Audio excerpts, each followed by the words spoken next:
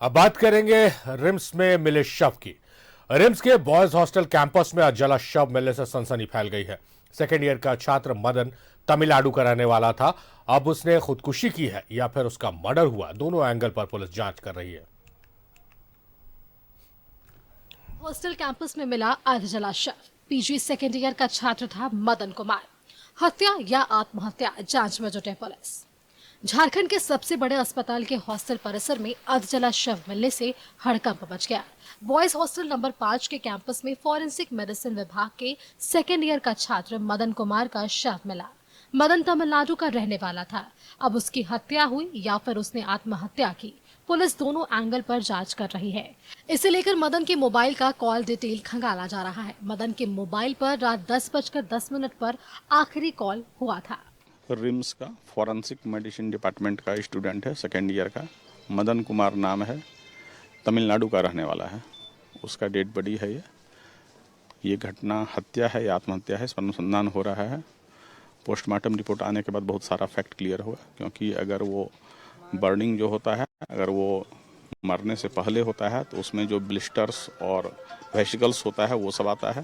वो पोस्टमार्टम में पता चलेगा कि एंटीमार्टम बर्निंग है या पोस्टमार्टम बर्निंग है, और अकॉर्डिंगली बाकी इसका हम लोग जो है कॉल डिटेल रिकॉर्ड मंगवाए हैं, उसकी भी छानबीन कर रहे हैं। रात 10:10 पर इसने बात की है अंतिम बार।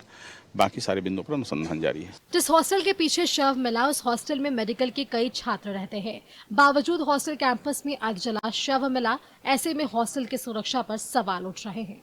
सबसे पहले तो जो यहाँ के केयर टेकर है, उनको हर चीज़ का ज्ञान होना चाहिए क्या हो रहा है। प्रशासन को जो चूँकि रात बिरात अगर कोई घटना होती है तो वही एक लोग हैं जो कि प्रशासन को संज्ञान में ला सकते हैं।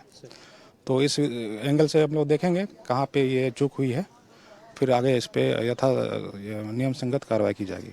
सवाल ये है कि मदन ने खुद अपने शरीर में आग लगाई या फिर किसी ने उसे जिंदा जलाया। हालांकि दोनों की हालत में आग लगने पर मदन ने हल्ला मचाया होता, जिसकी जानकारी दूसरे छात्रों को भी होती। ऐसे में मदन की हत्या की आशंका जताई जा रही है। न्यूज़ 11 भारत के लिए कैमरामैन विकी के साथ रांची से दीपक उरांव की रिपोर्ट।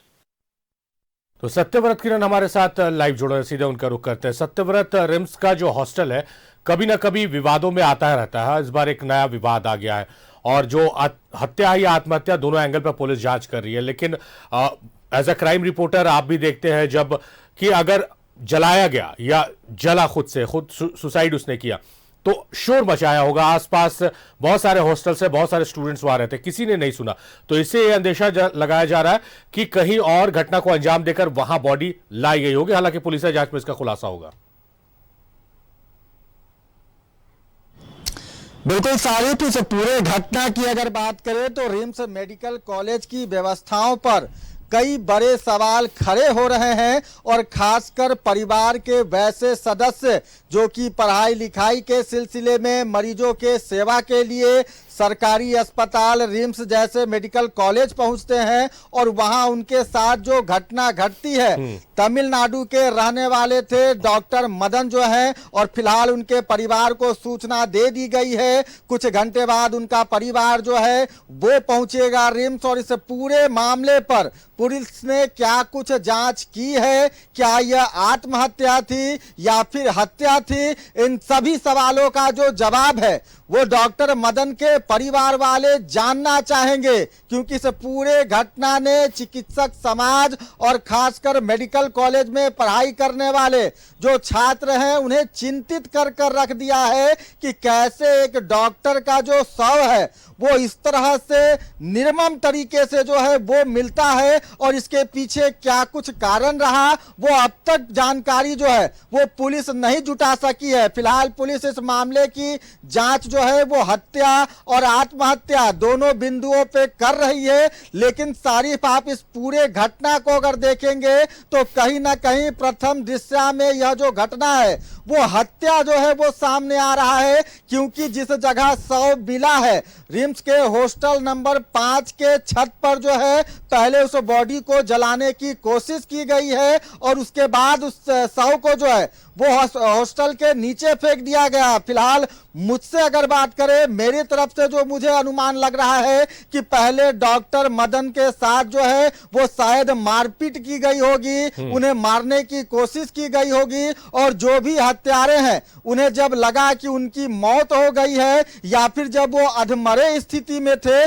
तब उन्हें हॉस्टल नंबर 5 के छत पर ले जाया गया, जहां पुलिस भी पहुंची थी। और उस दौरान जो वो ज्वलनशील पदार्थ था जो अलकतरा या फिर डीजल बताया जा रहा है, हॉस्टल नंबर 5 के छत पर वो बिखरा पड़ा हुआ है। यानी कि डॉक्टर जो मदन है उनके शरीर में जो आग है वो हॉस्टल के छत पर लगाई गई, और हो सकता है शायद उस वक्त डॉक्टर मदन की मृत्यु नहीं हुई होगी, उनमें सांस बाकी रहा होगा, और जब उनके शरीर पर आग लगाया गया तो वो छटपटाहट में हॉस्टल नंबर 5 के छत से जो है वो कूद जाते हैं या फिर गिर जाते हैं। फिलहाल कई घंटे तक जो उनका शव है वो हॉस्टल नंबर 5 के पीछे साइड यानी कि परिसर में जो है वो पड़ा रहा। जब लोगों ने सूचना दी तब पुलिस पहुंची। फिलहाल मामले की जांच की जा रही है। जो सूचना बताई गई है कि करीबन 5:30 बजे के आसपास यह घटना घटी है। और आपने सही कहा सारिफ कि अगर कोई व्यक्ति आत्महत्या करता है या फिर अगर उसकी हत्या भी की जाती है तो वो चीखेगा, चिल्लाएगा और आसपास के लोगों को इसकी सूचना मिलनी चाहिए। लेकिन जो सूचना मिली है कि पास के हॉस्टल नंबर 8 में एक बर्थडे पार्टी सेलिब्रेट किया जा रहा था और काफी लाउड साउंड में डीजे बज रहा था। तो हो सकता है अगर डॉक्टर मदन ने मरने वक्त चीखा हो, चिल्लाया हो तो शायद इसकी सूचना या फिर इसकी आवाज जो है वो आसपास के लोगों को नहीं मिल सकी होगी। उसके अलावा हॉस्टल में कई ऐसे चीज मिले हैं, कई जगहों पर शराब के खाली बोतल मिले थे।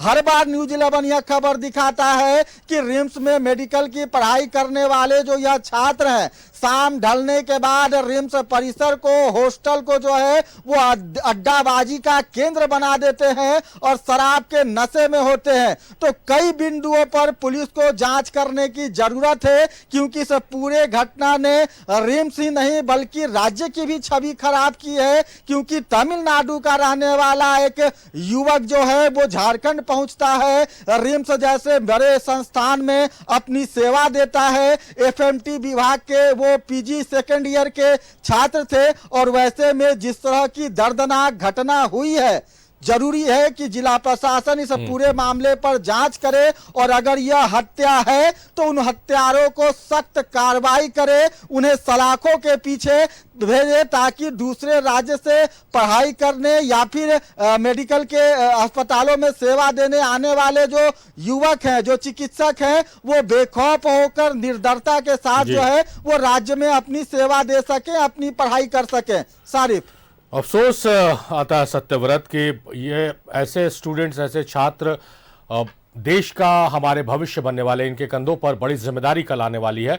और हॉस्टल जो पढ़ाई का मंदिर होता है, स्कूल कॉलेज इंस्टीट्यूशन जो पढ़ाई का मंदिर होता है, वहाँ शराब की बोतलें मिलती है, वहाँ पर एक शव मिलता है, डॉक्टर का शव मिलता है और कई तरह के सवाल खड़े हो रहे हैं। हालांकि पुलिसिया जांच चल रही है और पुलिसिया जांच में उम्मीद की जानी चाहिए कि जल्द खुलासा हो जाएगा। बहुत शुक्रिया सत्यव्रत, तमाम बातचीत, तमाम जानकारियों के लिए आपका।